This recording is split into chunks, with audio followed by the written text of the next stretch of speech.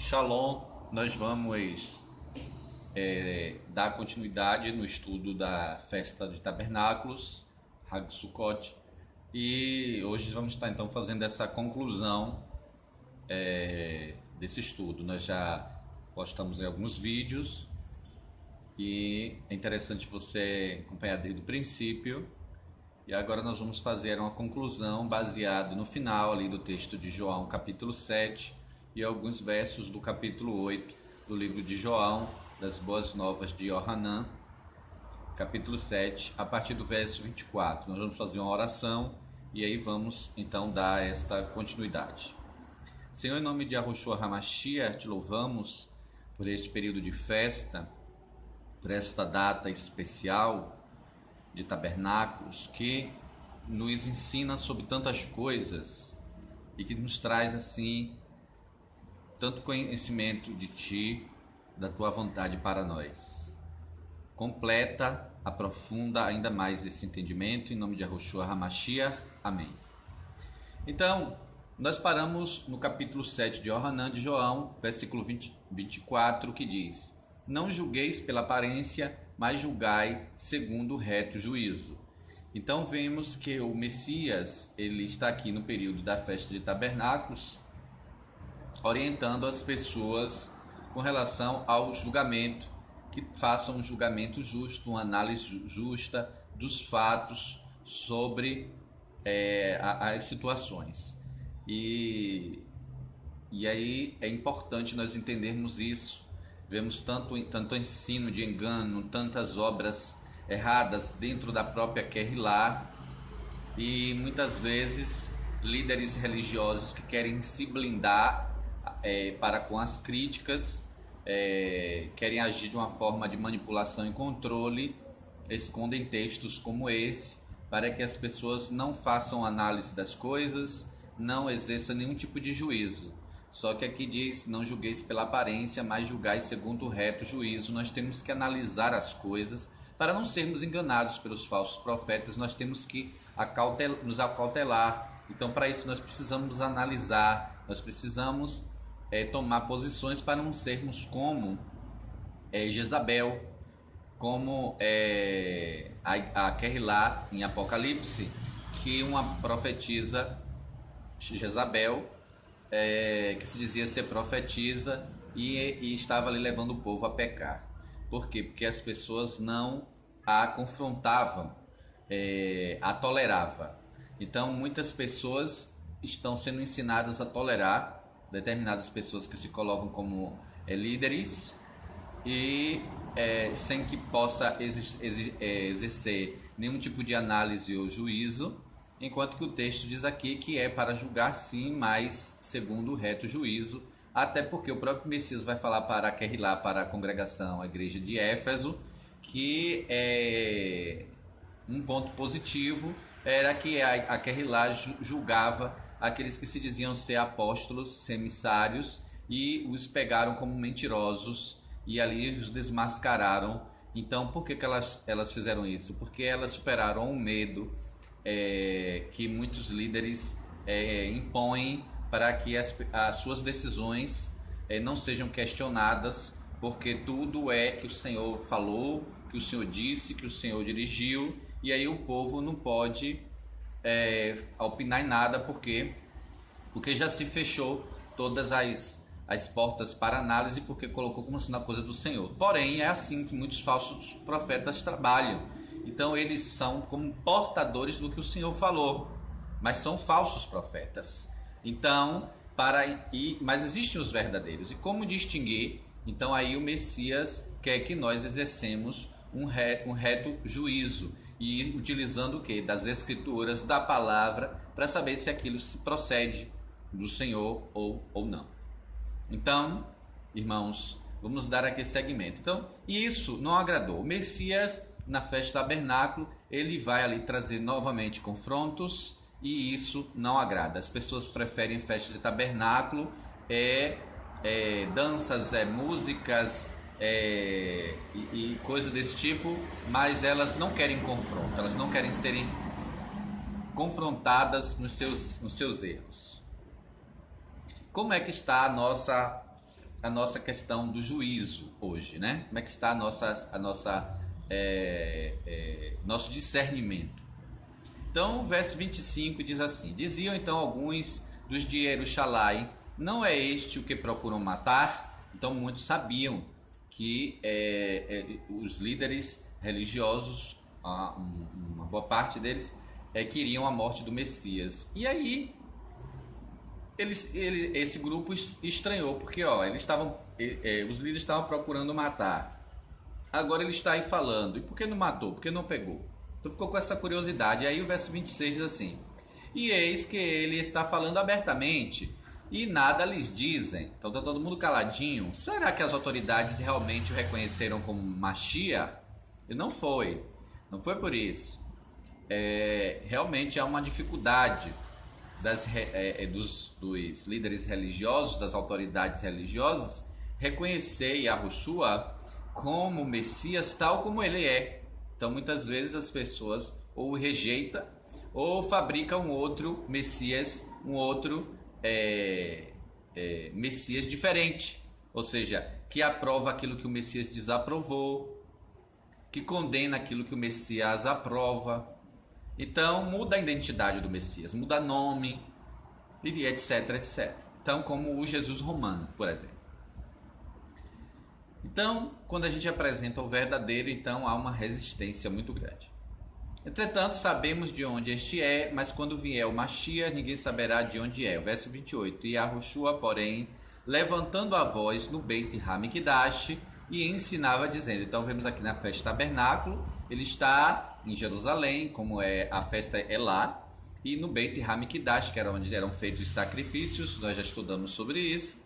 E ali havia ensino e o Messias estava ali ensinando. Então Yahushua, pois, levantou-se a voz no Beit Hamikdash e ensinava. Então a festa de Shavuot, ou de Sukkot, de tabernáculos, ela é uma festa que é propícia ao ensino, e é assim que o Messias aproveita as oportunidades na festa para trazer ensino. Infelizmente as pessoas não têm esse entendimento muitas vezes hoje. Porque muitas pessoas entendem festa como apenas comida, bebida, dança, música, etc e tal. Então não entende como a importância do ensino. Então aí diz que está fazendo festa tabernáculo, mas você não vê ensino nenhum. Então, e passa as coisas assim por cima, rapidinho e tal, não aprofunda, não ensina. E aqui o Messias ele vai ensinar, e no seu ensino ele traz confronto. E ele vai dizer: sim, vós me conheceis e sabeis de onde sou. Contudo, eu não vim de mim mesmo, mas aquele que me enviou é verdadeiro, o qual vós não conheceis. Imagine, na festa de tabernáculos, as pessoas estavam indo ali, dizendo que era para adorar a Elohim. E aí aqui o Messias diz: olha, vocês não conhecem Elohim. Ué, mas ali tinha líderes religiosos. Mas muitos líderes religiosos ainda hoje não conhecem Elohim. Conhecem a religião. Conhecem as ideologias da religião. Mas não conhecem Elohim. Faz as atividades religiosas. Eles tinham muitas tarefas religiosas. Eles tinham aqui muitos afazeres religiosos. Cheio de ativismo, de atividades no templo. Mas não conhecia Elohim. E muitos que estavam ali também. E pensem que é diferente hoje? Não é. Então muitos estão com conhecimento equivocado. Por isso que o Messias disse: olha, muitos, não são poucos, muitos naqueles dias vão me dizer determinadas coisas. Eu vou dizer: apartai-vos de mim, vós que praticais a anomia, a oposição à lei. Foi traduzido como iniquidade. Mas a palavra anomia é a oposição à lei, à Torá. E aí muitos vão dizer: mas mestre, não fizemos isso, aquilo outro no teu nome. Ele vai dizer que é várias obras, vários ativismos, várias atividades. Ele vai dizer: não vos conheço. Então tem muita gente aí curando, fazendo milagres e etc, etc e tal, mas não conhece o Messias verdadeiramente. Conhece o Jesus de Roma, o Deus de Roma e etc e tal. Mas se a gente vai se falar do verdadeiro, aquele que é verdadeiro, que enviou, que ele não conhece, ele vai achar um escândalo e vai dizer que a gente tem demônio. Foi o que disseram aqui do Messias nesse capítulo aí, no capítulo 7. Que não estão dispostos a fazer a verdadeira techuvá. Eles se converteram à religião, o qual vós não conheceis. Então é uma festa muito de confronto. Então confrontou aqui, olha, vocês não conhecem, vocês são religiosos, mas não conhecem. Mas eu conheço, porque dele venho e ele me enviou. Procuravam, pois, prendê-lo, porque é assim, eles querem afastar essa, para não que se não diga a verdade. Dizer que não conhece um líder religioso que está ali no templo, servindo há tanto tempo, que não conhece, que absurdo. Então tá doido, tem que prender.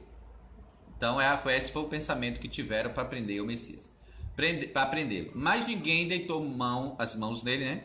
Porque ainda não era chegada a sua hora. Então não era para ele morrer na festa de tabernáculos. O tabernáculos é uma outra função. É ele tabernacular conosco. O sacrifício era do cordeiro de Pessa, era em Pessa, na Páscoa. Não era no tabernáculo. Então não chegou ainda a hora. E aí nós vamos para o verso 31. Deixa eu estar postando aqui no grupo, no WhatsApp.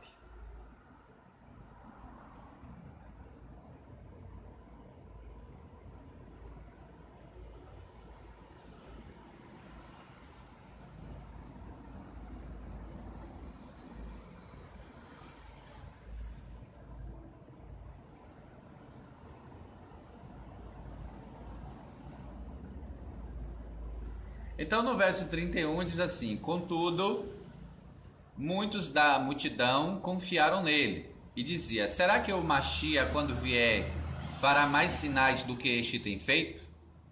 Porque para confrontar aqueles líderes religiosos, eles também estão identificando isso como um sinal. Veja que aqui não relata mais milagres nesse texto, nesse evento. Então, que sinais que eles estão falando, além dos milagres que realizou anteriormente?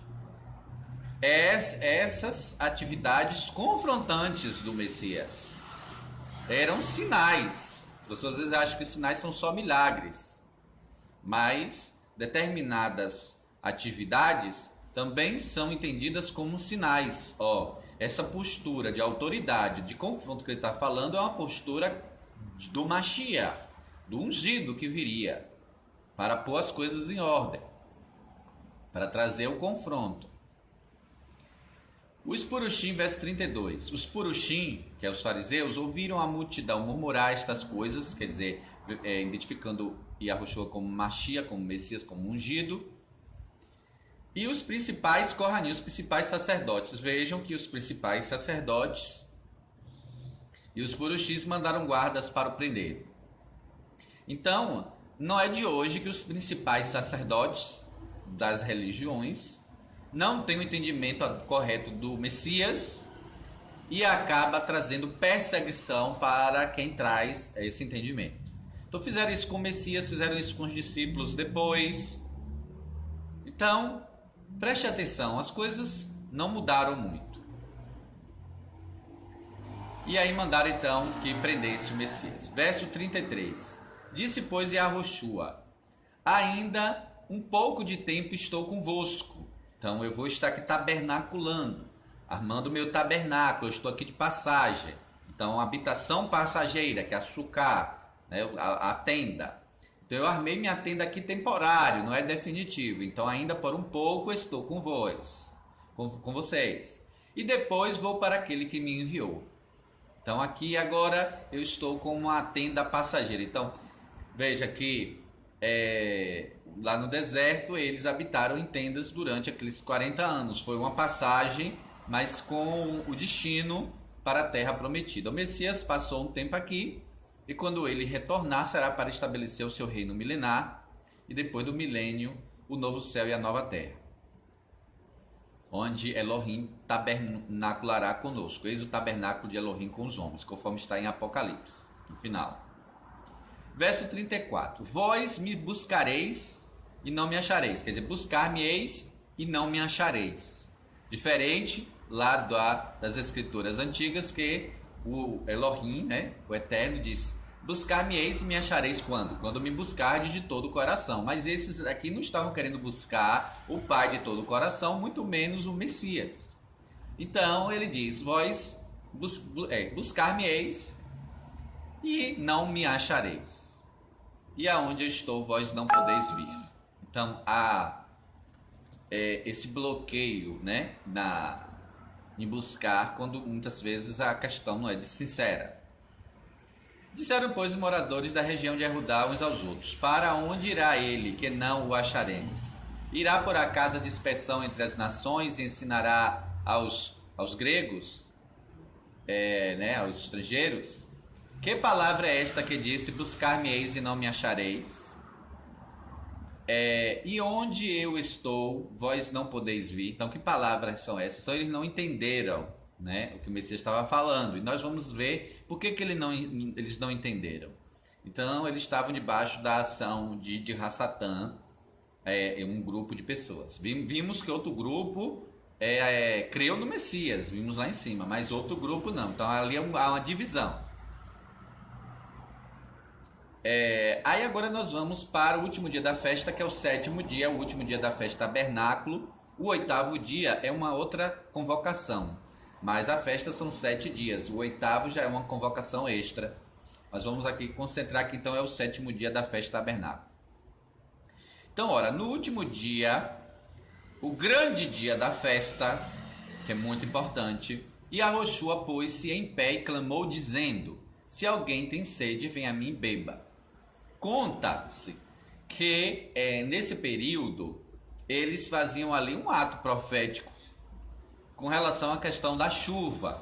Então, para agradecer ao Senhor, a Elohim, pela chuva, eles traziam um vaso com água do tanque de Siloé, que é o tanque do enviado, porque o Siloé é um aquífero, quer dizer, é um condutor de águas. Então ele envia águas. Então do enviado, envia a água, né? Então eles tinham aquele arquedutos, né, que enviavam a água.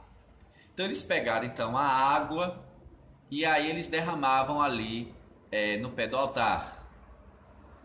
Então eles derramavam essa água.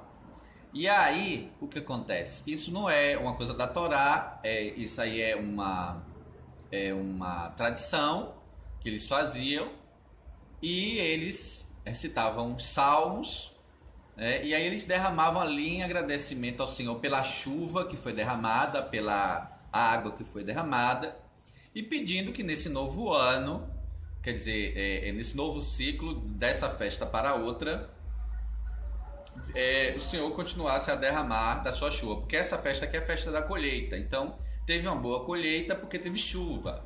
Então eles faziam isso em agradecimento. Então, enquanto eles estavam provavelmente ali derramando essa água, o Messias disse: se alguém tem sede, vem a mim e beba.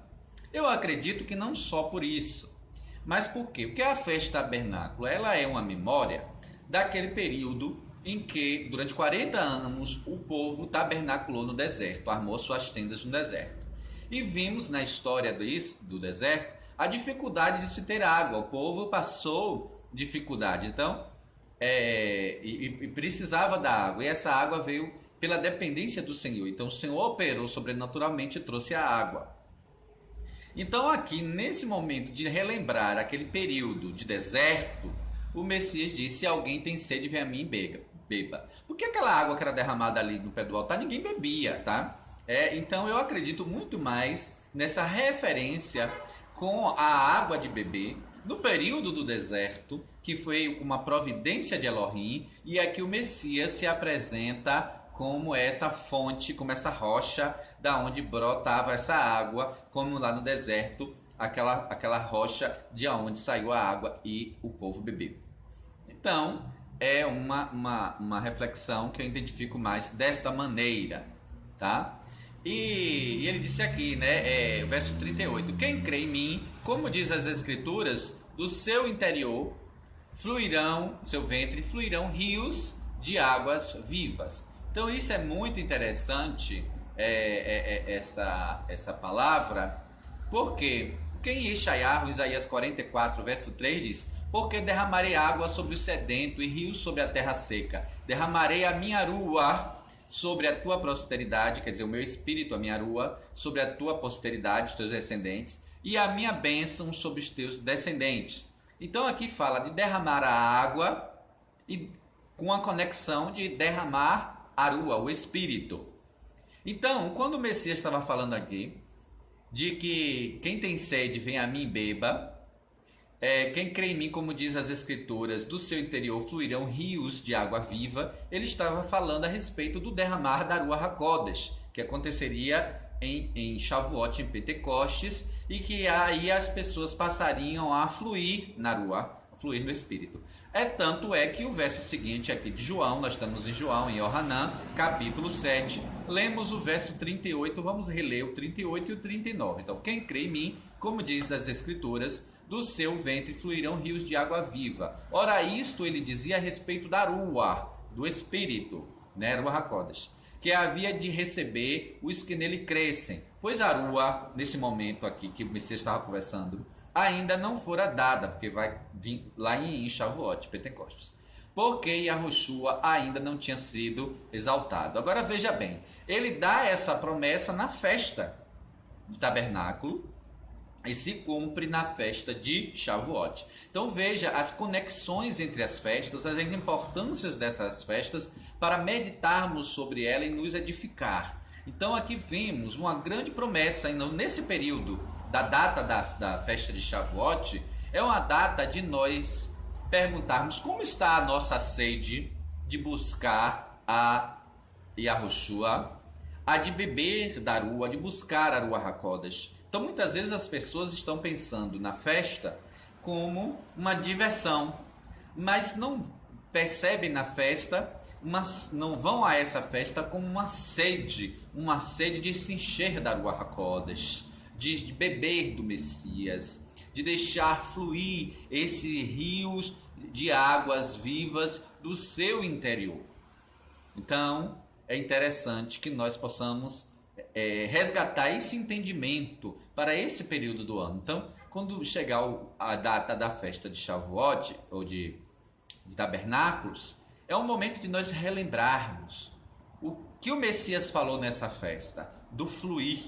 E como está? Como eu estou? Como você está? Então, fazemos essa reflexão. Como é que a congregação está no fluir dos rios de águas vivas, né? Será que estamos preocupados com as coisas externas, com a cabana externa, de estarmos dentro de uma cabana de palha? Ou será que a nossa preocupação maior está da Ruach HaKodesh está habitando dentro da nossa tenda e fluindo os seus rios de águas vivas?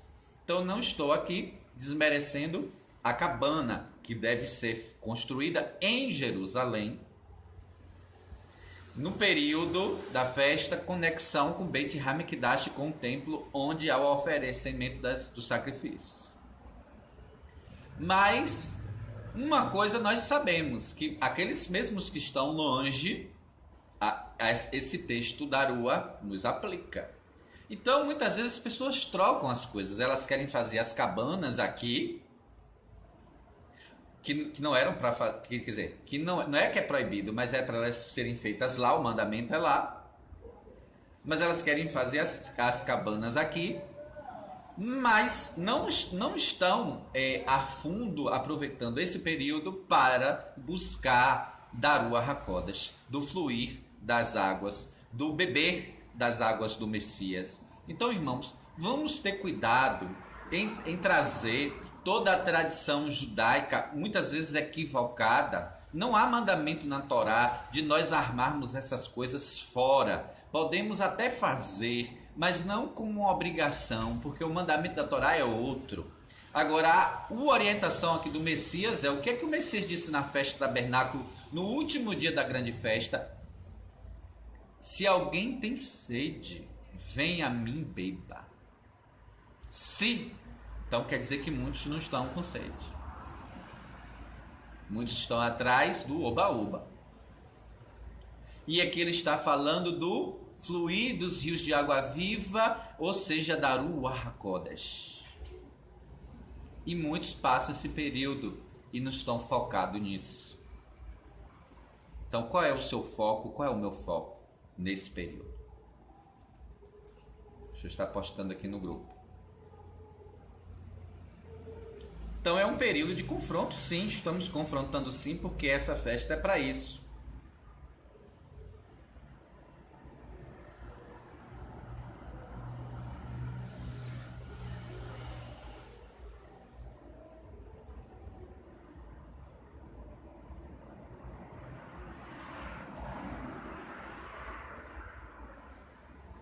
E aí, quando ele fala sobre isso, o verso 40 diz assim, João, Yohanan, capítulo 7, verso 40. Então, alguns dentre o povo, ouvindo estas palavras, disse, verdadeiramente este é o profeta. Aquele que havia sido profetizado por Moshe, né? O Senhor levantará um profeta semelhante a mim. Tanto que aqui, este é o profeta, não é qualquer profeta, é o profeta, quer dizer, aquele que estava esperado. Outros diziam, este é o Mashiach, porque muitos estavam esperando, olha, uns achavam que seria a mesma pessoa, e outros achavam que seriam pessoas diferentes, que viria o profeta, que viria o Messias rei e que viria um sacerdote, um Kohen Gadol, né? Enquanto que o Mashiach, ele é o profeta, ele é o ungido e ele é o Kohen Gadol, o sumo sacerdote, segundo a ordem de Melquisedeque. Então, tinham pessoas ali que aceitaram o confronto, que creram e reconheceram a palavra profética. Mas outros reexplicavam, vem pois o Messias da Galileia, ou seja, quem é esse aí que está falando? De onde ele é? Ele é de Israel? Ele é de uma grande metrópole? Ele é da Europa? Ele é dos Estados Unidos? Ele é de São Paulo? De onde é que ele é? Então muitas pessoas estão muito preocupados na aparência, no exterior. E o Messias disse lá em cima, olha,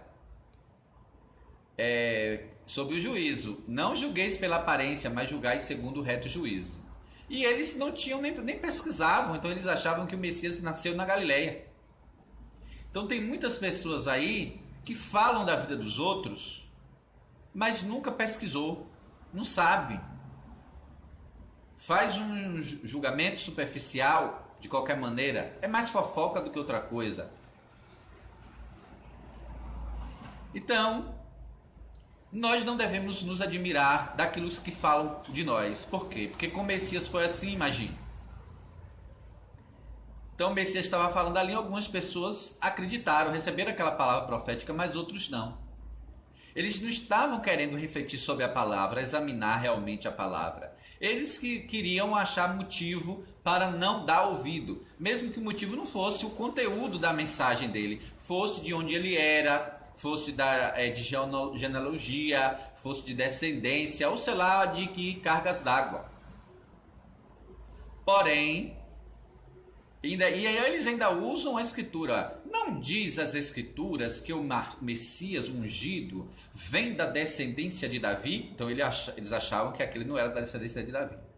E de Betlehem, de Belém, a aldeia de onde era Davi? Então eles estavam descartando, já que o Messias era de Nazaré, porque eles achavam que o Messias tinha nascido lá em Nazaré, em Galileia. Quer dizer, eles nem conheciam a história. Então, irmãos, temos que ter esse entendimento. Muitas vezes as pessoas estão falando aí, eles não querem analisar o conteúdo do que estamos dizendo, por exemplo. Então eles querem apenas desacreditar da pessoa ou do que for. Mas, por quê? Porque faltam argumentos dentro da palavra. Então vemos aqui. E aí o que é que houve? Assim houve uma divisão entre o povo por causa dele. Não é diferente. Quando nós apresentamos o verdadeiro Yahushua HaMashiach, tal como a Escritura define, há uma divisão. Uns concordam, outros não. Então, o verso 44. Alguns deles queriam prendê-lo, mas ninguém lhe pôs as mãos. Os guardas, pois, foram ter com os principais Kohanim. Veja que os guardas chegaram até ir lá para prender, mas quando os guardas foram ouvir ele falar, ficaram impactados. com aquele confronto. Quer dizer, aqueles guardas, irmãos, eles conviviam diretos com os líderes religiosos. Eles eram assim, era aquela unha em carne. Por quê? Porque eles estavam ali, muitos até bajulavam os principais sacerdotes para estar ali na função, naquele cargo ali de guardas do templo. Isso aqui não são guardas romanos, não. São os guardas do templo, os judeus. Tá? Então eles eram de confiança ali dos sacerdotes. Então eles estavam cansados de ouvir os sacerdotes falando, ensinando, pregando. Eles ouviam muito, mas agora eles ouviam algo diferente. E aquilo impactou eles. E aí, diz aqui que os guardas, verso 45, pois foram ter com os principais sacerdotes e fariseus, Purushim, e estes lhes perguntaram: por que não o trouxeste? Responderam os guardas: nunca homem algum falou assim como este homem. Irmãos, percebam a porrada desta palavra para os principais sacerdotes. Imagine aquelas pessoas que estão ali o tempo todo bajulando determinados líderes aí religiosos de hoje, determinados apóstolos, profetas, tanto título. E de repente, eles que estão ali ouvindo aqueles líderes religiosos da vida toda, de repente dizer sobre outra pessoa, dizer: nunca homem algum falou assim como este homem. Então, ou seja, nem vocês, principais sacerdotes e fariseus. Então isso aqui foi uma porrada para aqueles principais sacerdotes e fariseus.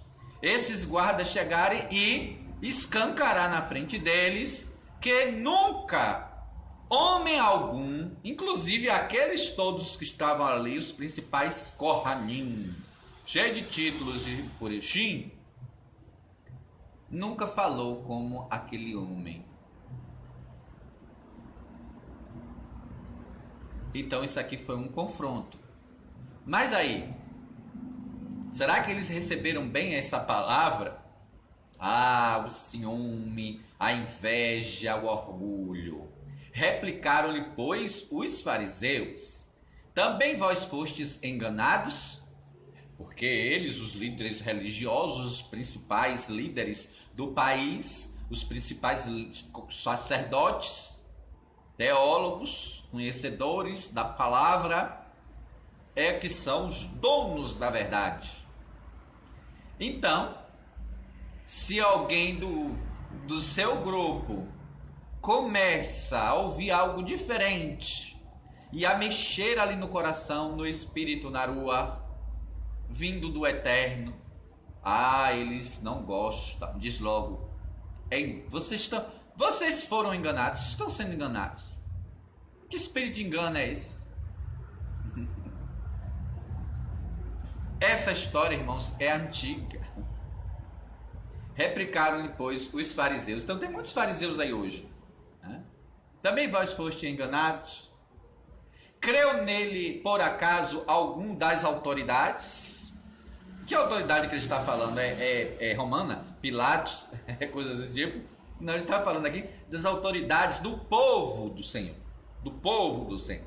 Então, vem cá. Essa doutrina, esse ensino aí, essa mensagem aí,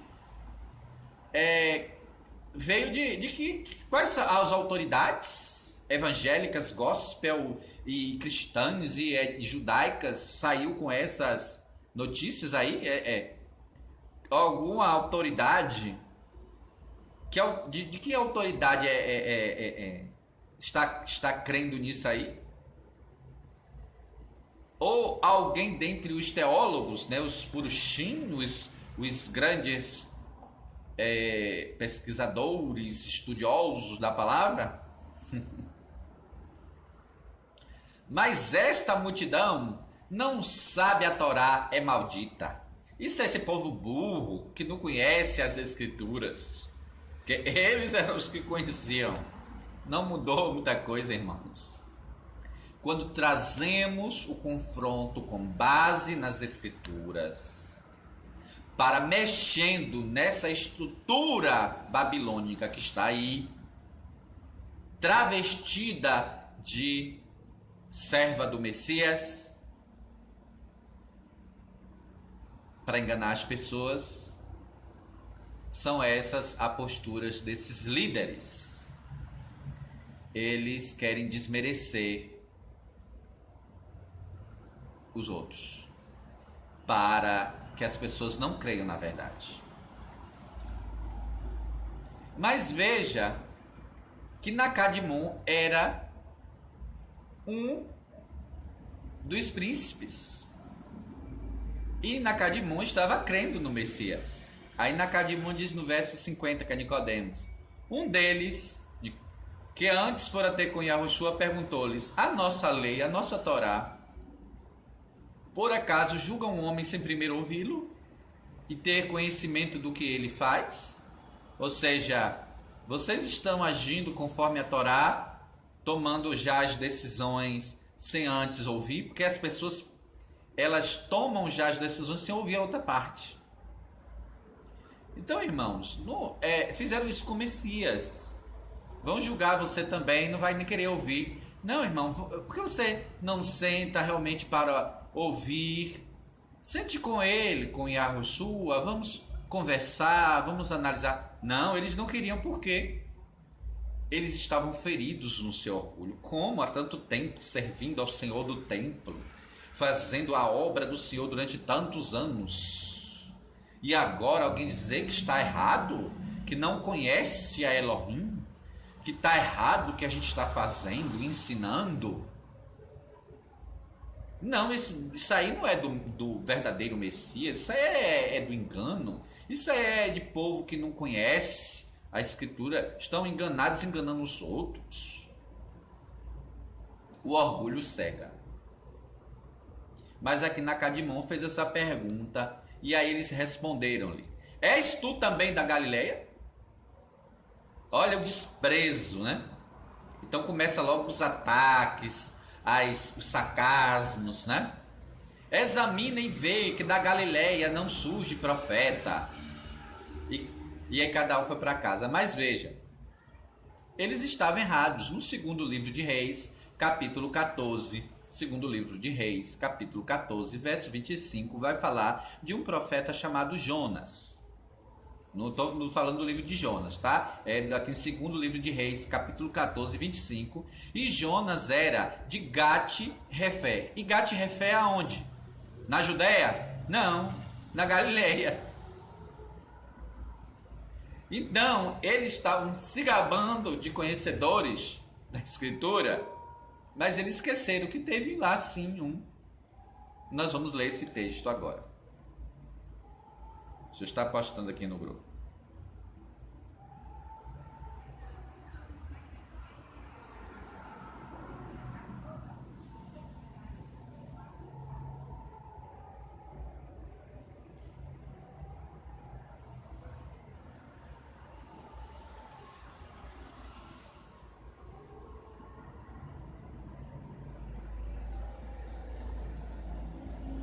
Então, retornando, vamos para 2 de Reis, capítulo 14, verso 25.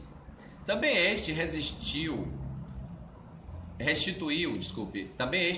os termos de Israel, desde a entrada de Ramate até o mar da planície, conforme a palavra de Yahweh Elohim de Israel, a qual falara, que o Senhor falou através, então é um profeta, pelo serviço, pelo ministério do seu servo Jonas, filho do profeta Amitai, o qual era de Gat-Refé. Se você for pesquisar onde era isso, você vai ver que era da região da Galileia, ou seja, não era da Judéia. Então é interessante vocês perceberem isso. Então então terminou ali o dia o último dia da festa, que era o 7º dia da festa, mas sabemos que havia uma convocação solene no dia seguinte, que é o 8º. Esse período da festa de tabernáculos, ele se segue à festa a comemoração de Yom Kippur. Yom Kippur era no dia 10 e era o dia de expiação, de buscar o arrependimento, o perdão dos pecados. E aí, depois de alguns dias, 5 dias depois, no dia 15, começava a festa de tabernáculos. Então, muitos acreditavam que ainda na festa de tabernáculos, se ainda ficou algum pecado, se ainda ficou alguma coisa, era um momento ali de estar se retratando com o Senhor. Então, a história conta um pouco sobre isso, a história judaica conta um pouco sobre isso. Então, tinha também esse aspecto do perdão dentro desse período. E aí é que entra aqui a história no capítulo 8 da mulher que foi pega em adultério e ali ela seria condenada ao apedrejamento. Porém, aquilo ali era uma armação, porque eles não estavam fazendo conforme a Torá, de propósito para pegar o Messias numa falha, porque a Torá diz que quem fosse pego em flagrante adultério deveria ser levado o casal adúltero, o homem que adulterou e a mulher. E eles não levaram o casal, levaram só a mulher. Então eles não estavam cumprindo a Torá, eles estavam pecando. Porque o que é o pecado é a transgressão da lei. Então eles não estavam cumprindo a lei, eles estavam transgredindo a lei, levando apenas uma das partes. E aí queria que o Messias então concedesse ali a palavra de juízo para que houvesse o apedrejamento. E aí o Messias mostrou que eles estavam pecando, porque eles estavam contra a Torá. A Torá não dizia que era dessa maneira. Então o Messias disse: aquele que não está pecando, aquele que não tiver pecado, aquele que não está transgredindo Torá, atire a primeira pedra. Então eles sabiam que estavam, e aí eles se retornam. Eu não acredito que aqui ele estava falando de pecados individuais apenas. É claro que eles tinham também seus pecados individuais. Mas essa própria situação era um pecado, era uma transgressão à Torá, porque a Torá dizia que não era dessa maneira. A Torá diz como era que era a maneira correta. Então aí o Messias no final, ele libera o perdão sobre ela, porque não tinha a ver ali a condenação com uma pessoa só. Nem eu também te condeno, vai-te e não peques mais. Então aqui houve uma demonstração de arrependimento por parte daquela mulher e do perdão e um aconselhamento para que ela não voltasse a praticar isso. Então, isso acontece nesse último dia aí da festa, que já não é no último dia da festa, já é a convocação do dia 8, que está conectado com a festa ainda.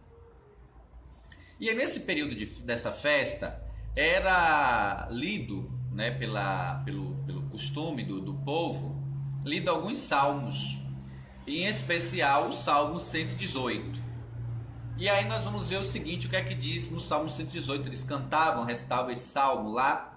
Então o Salmo 118, eu vou ler aqui do verso 22 ao 29, Salmo 118, do verso 22 ao 29, diz assim: a pedra que os construtores rejeitaram se tornou-se a pedra principal, a pedra angular. Veja que isso é uma profecia sobre o Messias. E é ela citada ali na festa tabernáculo, esse texto. Isto vem de Yahweh e é algo maravilhoso para nós. Este é o dia em que Yahweh agiu, alegremo-nos e exultemo-nos nele. Então, alegria, um dia de alegria, de exaltação. E aí vem um texto muito interessante que era recitado, cantado nesse período, que é Osheana, salva-nos. As pessoas traduziram Osana e disseram que Osana é os mais altos louvores. Osheana quer dizer salva-nos. Osana que não é Osana. Osana é uma adaptação da palavra, mas a palavra original é Osheana, que é salva-nos. Osheana, salva-nos. Então, salva-nos, Yahweh. E isso eles vão cantar para o Messias quando o Messias está entrando em Jerusalém também, mas isso em outra ocasião. Mas aqui na festa do tabernáculo era recitado esse salmo. E aí vemos que esse salmo é altamente messiânico, né? Sobre o Messias. Nós imploramos, faz-nos prosperar, Yahweh, nós suplicamos. Bendito é aquele que vem em nome de Yahweh. Veja, não é em nome do Senhor, como as pessoas falam. Ali tem um nome, porque Senhor não é nome, né? Ali tem um nome, Yahweh. Então, bendito é aquele que vem em nome de Yahweh. Da casa de Yahweh, nós os abençoamos. Então isso era cantado ali na festa de tabernáculos, e ali estava aquele que era o bendito, que veio em nome de Yahweh, que é Yahoshua. E muitos não estavam entendendo nada, o Messias estava ali, e as coisas acontecendo, eles não percebendo, imagina. Verso 27. Yahweh Elohim, faz resplandecer sobre nós, não, ó Yahweh, não, o Yahweh Elohim, faz resplandecer sobre nós a sua luz. Então, um dos salmos que era cantado, segundo a história, era este que falava que Yahweh Elohim faz resplandecer sobre nós a sua luz. Guarde isso, porque provavelmente eles estavam justamente cantando esse salmo naquele momento, quando o Messias diz que ele era a luz. Ou seja, isso que vocês estão cantando aí, sem saber quem é essa pedra aí, que os construtores rejeitaram, sou eu. Esse aí, através de quem Yahweh vai salvar, sou eu. Yahoshua, que é Yahweh é a salvação. Que esse daí que vocês estão cantando aí, que é bendito que vem em nome de Yahweh, sou eu. Estou falando assim, em outras palavras, era o que o Messias estava querendo dizer. Então ele vai falar nesse verso aqui 27, provavelmente, quando eles estavam ali cantando, né? Faz resplandecer sobre nós a sua luz. Aí de repente, o Messias abre o balcão lá, do verso 12 de Yohanan 8. Eu sou a luz do mundo. Quem me segue não andará em trevas, mas terá a luz da vida. Olha que tremendo, né? Então, enquanto eles estavam provavelmente lá cantando o salmo, o Senhor aí traz essa revelação. Então, vamos continuando. Então, ali aquele de oitavo já da festa, né? Pós o último dia da festa, que é o sétimo. Então, falou-lhe, pois, Yahoshua outra vez, dizendo: eu sou a luz do mundo. Quem me segue não andará em trevas, mas terá a luz da vida. E Yahoshua dizia, agora vamos para o verso 31. Vamos para o verso 31. E Yahoshua, pois, dizia aos judeus que creram nele. Então havia um grupo que creu. Então há pessoas que creem em Yahoshua, sabia? Há pessoas que creem, óbvio, claro que você sabe. Agora, veja o que é que ele diz para esse grupo que cria nele. Se vós permanecerdes na minha palavra, ou seja, o fato de vocês crerem,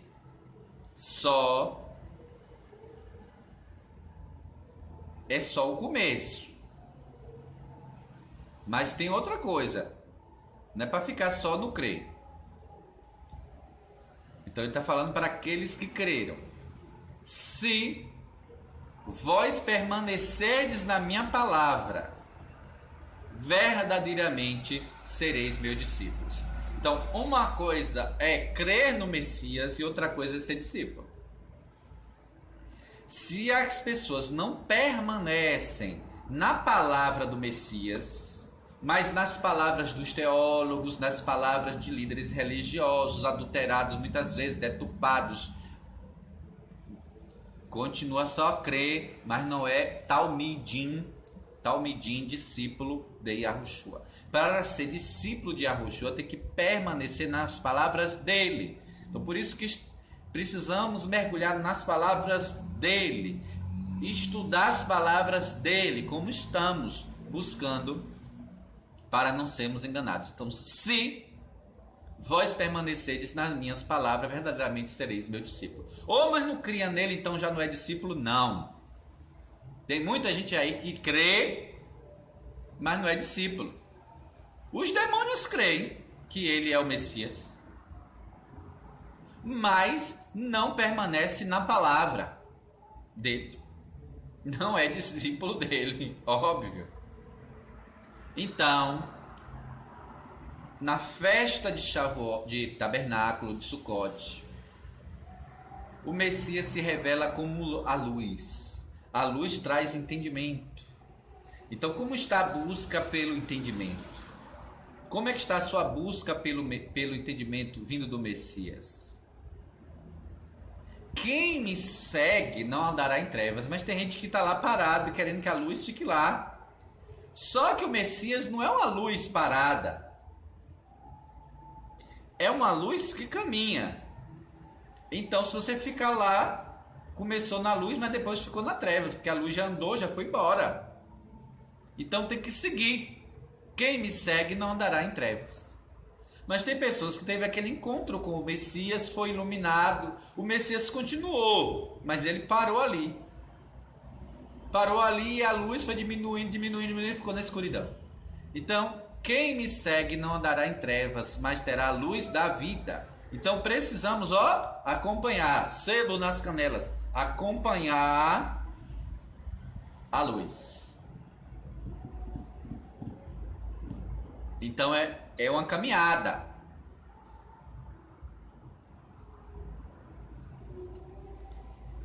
Ok? E permanecer na palavra.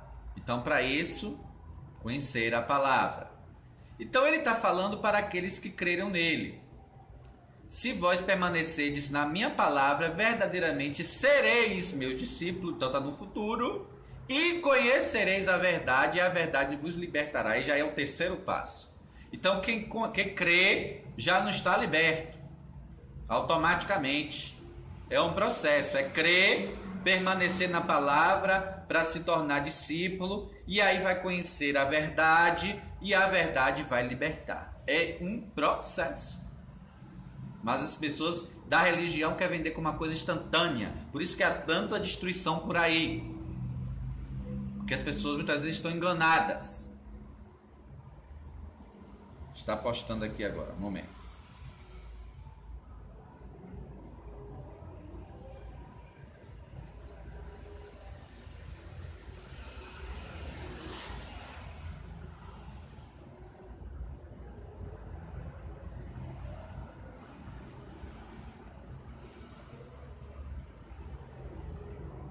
Então, vamos estudar isso aqui com calma. Dentro da festa tabernáculo, tem muita gente na festa tabernáculo também enganada. Disse Yahoshua aos Yehudim, ao seu povo, que criam nele. Então, tinha aqueles grupos que não cria e aquele grupo que cria. Aí ele virou para o grupo que cria nele. Olha, vocês, pelo fato aí de crer em mim, só não está liberto. Tem um processo aqui, olha. Se vós que crerem em mim permanecerem na minha palavra, então tem que perseverar. Permanecer na minha palavra. Verdadeiramente sereis meus discípulos. Eu sou a videira verdadeira, vós sois os ramos. Se vocês não permanecerem em mim, não pode dar fruto. Mas se permanecer em mim e der fruto, o Pai vai vir e vai limpar para dar mais fruto ainda. Se vós permanecerdes na minha palavra, verdadeiramente sereis meus alunos, meus seguidores, meus aprendizes. E aí vocês vão aprender. Discípulo é o aprendiz, é quem estuda, irmão. É porque as pessoas hoje usam o termo discípulo e nem sabem o que quer dizer discípulo. Que a palavra talmid quer dizer aprendiz. Existia um mestre e uma pessoa que era aprendiz, porque eles que estavam ali aprendendo para se tornar um professor.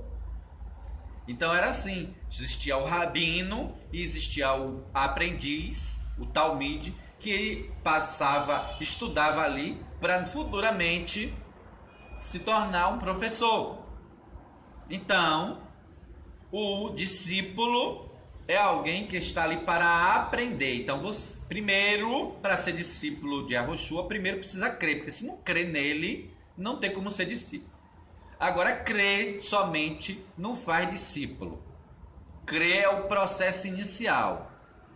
Então, crer nele, e aí agora você vai ter que permanecer na minha palavra. Então, você vai se aprofundar na palavra, você vai se dedicar nela, se apegar a ela, e aí você vai ser o aluno, você vai se dedicar. Então, quando você crê, é como que você foi matriculado. Agora, para você ser discípulo, você tem que estudar. Agora, você creu, foi matriculado, mas não apareceu lá, você não pode dizer que você está sendo aluno daquele professor. Porque ali era só uma promessa, mas não cumpriu. Então tem que estudar. Então verdadeiramente sereis meus alunos. Aí os alunos vão o quê? Vão estudar. Vão estudar ali a palavra, estudar, e eles vão começar a conhecer a verdade. E aí a verdade vai libertar. Ora, a festa de tabernáculos era uma festa que comemorava o período em que o povo passou ali no deserto, porque foram libertos da escravidão do Egito.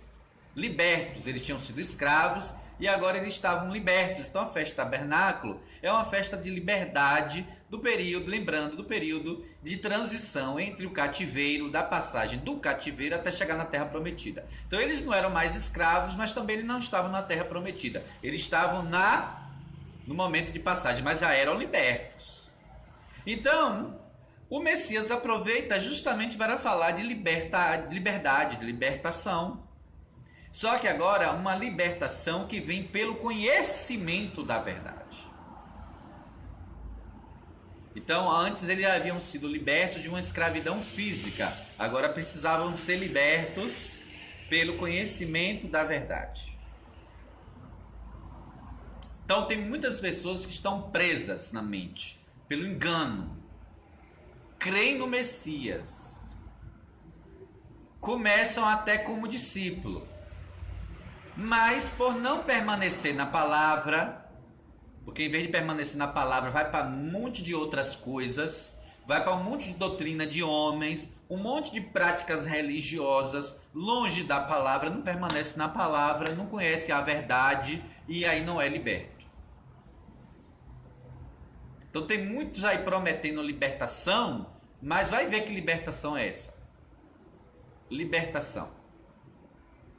Responderam-lhe: somos descendência de Abraão e nunca servimos a ninguém. Mas os antepassados já tinham até servido no Egito, na Babilônia, em tanto lugar. Mas eles estavam falando deles, né? Nunca servimos a ninguém. Como dizes tu, ou seja, não somos escravos de ninguém. Como dizes tu, seremos livres. Se nós não somos escravos, vamos ser livres de quê? E aí o Messias denunciou de quem que eles eram os escravos. Respondeu-lhe Yahushua: em verdade, que amém, amém, vos digo, que todo aquele que comete pecado, então estão na prática ali do pecado, é escravo do pecado. Então, vocês precisam ser libertos do pecado. Para ser libertos do pecado, não é uma oração. Para ser liberto do pecado, não é imposição de mãos. Oh, que pena, você foi enganado, não sabia, né?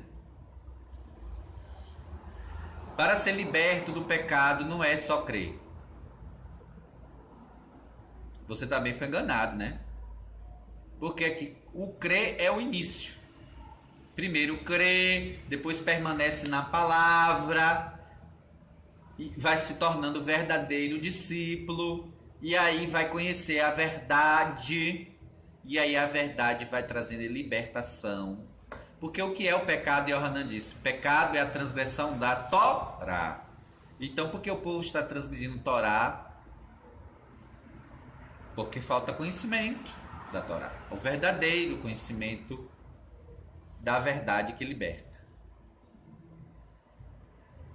Então esse pecado está trazendo aqui a escravidão. E aqui está falando de uma escravidão que o pecado traz, e essa escravidão afeta o conhecimento, a mente, a verdade, de conhecer a verdade.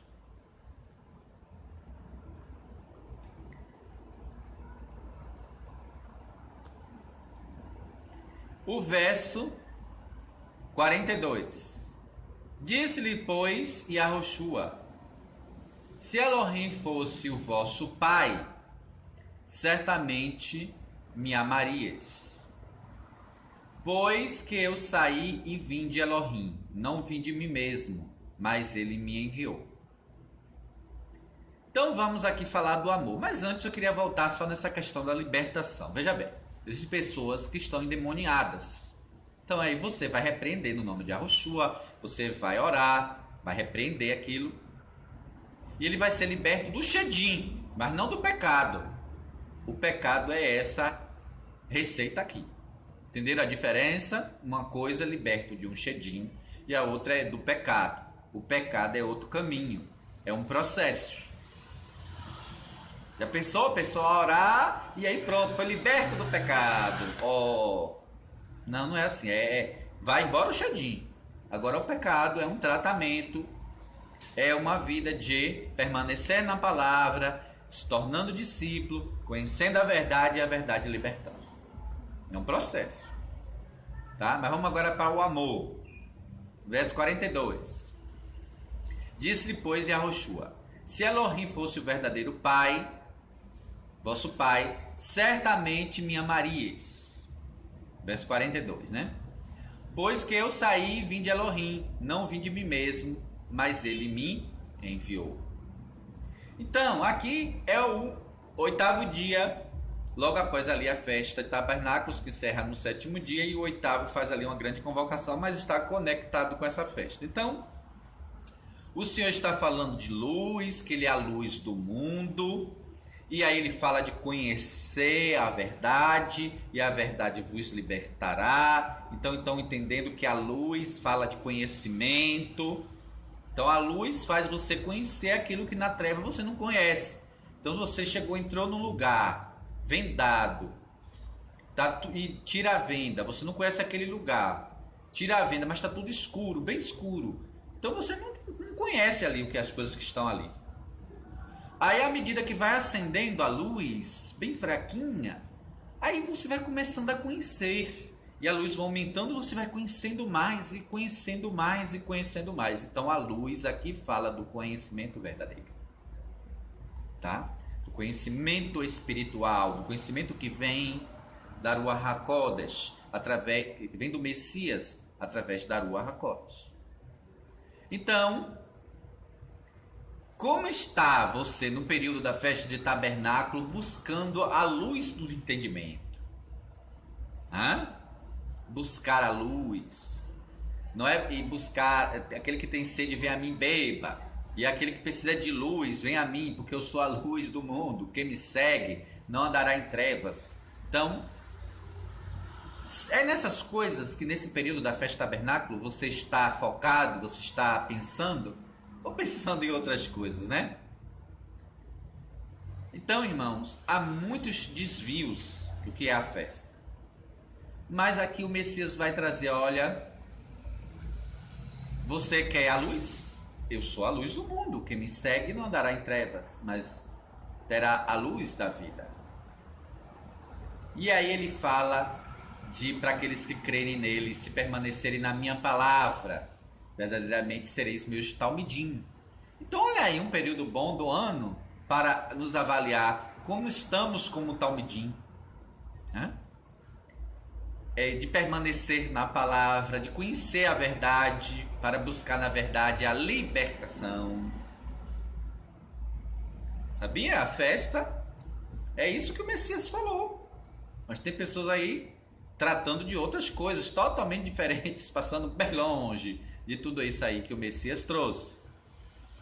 E não confronta o pecado na festa. Não, é festa, tabernáculo, confrontar pecado. E o que é que o Messias fez desde o início que ele começa a falar, desde lá do capítulo 7? Porrada no pecado, porrada denunciando, confrontando. E aqui ele vai dizer, olha, vocês não são filhos de Elohim, não, vocês são filhos do diabo. Mas isso é coisa de se fazer numa festa. Você entendeu a festa errada, né? Então ensinaram errado a festa. Vou postar aqui.